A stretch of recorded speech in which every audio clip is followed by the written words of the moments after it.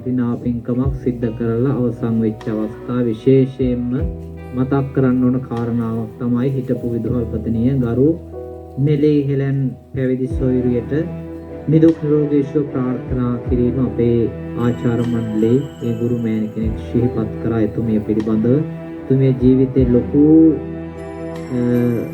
පාසල් වලට වගේ පිරිවෙන් වලට ලොකු සේවයක් කරපු ලොකු කැපකිරීමක් කරපු ලොකු වැඩක් කරපු කෙනෙක් තමයි එතුමිය. දැන් විශ්‍රාම සුවයෙන් අවුරුදු 80 ගාණක් පමණ ජීවිතය ගත කරලා විශ්‍රාම සුවයෙන් ඉන්නව නිසා එතුමියට නිදුක් නිරෝගී සුව ප්‍රාර්ථනා කිරීම තමයි මේ පින්කමේ වටිනාම අවස්ථාවක් කටයුත්ත. ඒ නිසා එතුමියට මේ මහ පින්කම ආශිර්වාදයක් වේවා. නිදුක් නිරෝගී සුව සේවා දිගාසු වේවා. කායික පීඩා මානසික පීඩා දුරු වේවා.